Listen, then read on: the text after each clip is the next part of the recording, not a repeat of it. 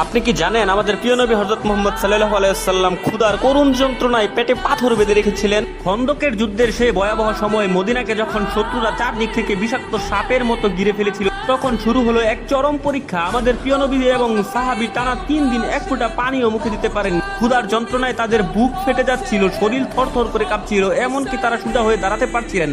এমতো অবস্থায় ক্ষুধার জ্বালায় অস্থির হয়ে এক সাহাবী আল্লাহর রাসূলের সামনে এসে দাঁড়ালেন, নিজের জামা তুলে দেখালেন ক্ষুধার জ্বালায় কুকড়ে যাচ্ছেন এবং অতি কষ্টের সহিত আমাদের প্রিয় নবী হযরত মুহাম্মদ সাল্লাল্লাহু আলাইহি ওয়াসাল্লামকে দেখালেন তিনি ক্ষুধার যন্ত্রণায় তার পেটে পাথর বেঁধে রেখেছিলেন। তখন আমাদের প্রাণের নবী হযরত মুহাম্মদ সাল্লাল্লাহু আলাইহি ওয়াসাল্লাম মুস্কি হেসে তার পবিত্র চাদর মুবারক তার পেটের উপর থেকে সরানোর সাথে সাথে সকল সাহাবীরা দেখে গর্জে চিৎকার করে উঠলেন, কারণ আমাদের প্রিয় নবী হযরত মুহাম্মদ সাল্লাল্লাহু আলাইহি ওয়াসাল্লাম একটি নয় দুটি পাথর বেঁধে রেখেছিলেন তার পেটে। আমাদের প্রাণের নবী সাল্লাল্লাহু আলাইহি ওয়াসাল্লাম এত কষ্টের মাঝে থেকেও আমাদের জন্য কেঁদেছেন। আজ আমি দেখতে চাই আমাদের প্রাণের নবীকে তোমরা